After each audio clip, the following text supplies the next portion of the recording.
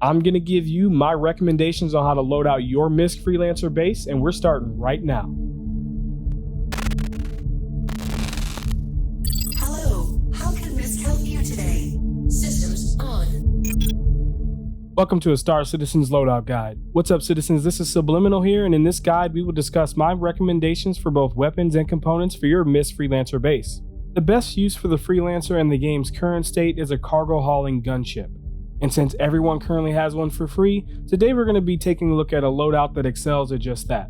Special thanks to all the support from patrons and channel members. It takes a while to make one of these, and your support is greatly appreciated. If you're watching this video shortly after its release, head over to Twitch and hang out live and give me your thoughts on the Freelancer and my loadout. I'll also be doing some editing and chilling. Enough with the formalities, let's get to it. Before we get into the loadout, let me explain this build's premise. The MISC Freelancer is a medium cargo transport vehicle that happens to have 4 gimbaled size 3 hardpoints, so we're going to be taking advantage of that today to maximize its combat abilities. We're also going to equip it with a QT drive that can get you across the system as fast as possible, but still allow you to travel from PO to MT and back without refueling. Stealth is futile for a ship of this size and will be ignored. These recommendations are just that, my recommendations, and are not the best for every situation. If you agree or disagree, let me know in the comments or share your loadout over in the SubliminaL channel Discord. Let's start with the Powerplant, the component that gives all the other components power. The standard Powerplant on the Freelancer is the size 2 grade 3 civilian class Daybreak with almost 6,000 max power draw per second and a 12.5 second draw request time. This suffers from a low maximum power draw and an okay draw request time, as well as not being able to provide enough power for this complete build.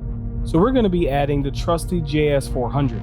It's grade 1, military class, has well over 10,000 max power generation per second and a fast 10-second draw request time. This will add more than 4,500 max power draw and reduce the time it takes to reach that max power draw down to 10 seconds. This is a better power plant in every way. The JS400 will set you back just over 53,000 alpha UEC and can be found at these locations. Let's discuss its coolers. These are used to cool your components. The standard coolers on the Freelancer are the size 2 grade 3 civilian class Frost Star EX coolers with a max cooling rate of 4,200 kilos per second and a draw request time of 15 seconds. These coolers have more than enough cooling capacity but have a pretty long request time. However, after doing some testing, there doesn't seem to be any reason to upgrade the coolers if they have enough cooling rate, so I recommend keeping these. If you want to upgrade them anyway, I recommend adding cool cores. They are grade 3, industrial class with a cooling rate of 8,000 kilos per second and a draw request time of 10 seconds. I don't recommend the snow packs even though they are better, because the cost to performance is terrible. And remember, there is no evidence to show that even these cool cores will change performance. One cool core will set you back almost 60,000 alpha UEC and can be found at these locations. Now for the shield generator that protects your ship and these components. The Freelancer stock shield generators are the size 2 grade 3 civilian class 5 MH Amali shield generators with an HP pool of almost 22,000, 137 HP per second regen rate, a 50% minimum physical absorption, a 0-second damage delay, a 15-second down delay, and a 7.5 second draw request time. Jamalis have a decent pool but suffer from a low regen rate and a long down delay. We're going to be adding the trusty FR76s. They are grade 1, military class with an HP pool of almost 25,000, a 310 HP per second regen rate, a 50% minimum physical absorption, a 0-second damage delay as well, a 8.25 second down delay, and an 8-second draw request time. This will give you more shield pool and provide a much quicker regen rate. Another win-win over the stock loadout. It should be noted that there is a better shield combo in my opinion. If you own either a Banu Defender or a Superior Prowler, pairing one FR76 with a Sukaran from those ships is great. A Sukaran has 100% ballistic resistance, so it will need to be taken down completely before you can take hull damage. Unfortunately, if you don't own either of these ships, there's no way to get access to the Sukaran. One FR76 will set you back almost 25,000 alpha UEC and can be found at these locations. And lastly, the Quantum Drive that will help you get to the stores to sell these components faster. The standard QT drive on the Freelancer is the size 2 grade 3 civilian class Odyssey with a 124 megameter per second quantum speed, a 10.9 per megameter fuel requirement, a 5-second spool up, and an 18-second cool down time. This drive is pretty slow, but it has a pretty long range. In the game's current state, I only needed to be able to make a trip from Port Alizar to Microtech and back without stopping to refuel. I recommend using the Crossfield. The Crossfield is grade 3, military class, has a 235 megameter per second quantum speed, a 20.7 per megameter fuel requirement, a 2.25 second spool up, and a 21 second cool down time. This will cut the trip from PO to MT in half. The Crossfield will run you around 60,000 Alpha UEC and can be found at these locations. This video is brought to you by my Locations of Stanton fan art series. There are 4 ways you can rock this collection. All viewers can download the mobile wallpapers for free. Desktop wallpaper versions are available to all patrons and channel members. Canvases and posters are available in the merch store, and you can have them printed on metal from display. Flaunt your love for Star Citizen and support the channel while doing so. Now let's talk about the stock weapons and my recommendations. The Freelancer is equipped with 2 pre-gimbaled size 3 weapon hardpoints on each side.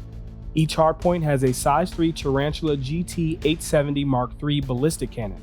One Tarantula does 294 alpha damage times 80 RPM for a total of 392 DPS and a whopping 3100 meter range. It has 7200 rounds that would deplete in 540 seconds of continuous fire. I actually like these guns. If you use them, make sure you take advantage of their range. This is great for taking out slower, larger targets or smaller targets before they get close. If you prefer energy weapons, I would recommend using the CF337 laser repeaters. These will alleviate the need to rearm and would be better against small, up-close, fast-moving targets. Up top on the turret, we have 2 size 2 hardpoints with 2 M4A laser cannons. One M4A does 183 alpha damage times 75 RPM for a total of 229 DPS and a 2300 meter range. I'd prefer having faster firing weapons on this turret since most of its engagements will be up close. And since the pilot weapons have such a long range, let's add the short-range, high DPS NDB-28 neutron repeaters. One NDB-28 does 126 alpha damage times 170 RPM for a total of 356 DPS and a short 1300 meter range. If you'd like more range, I'd recommend the CF227s. The neutron repeaters will cost you over 7,500 Alpha UEC each and can be found at these locations. Underneath each wing, we have a MSD-423 missile rack with 2 Arrestor 3s.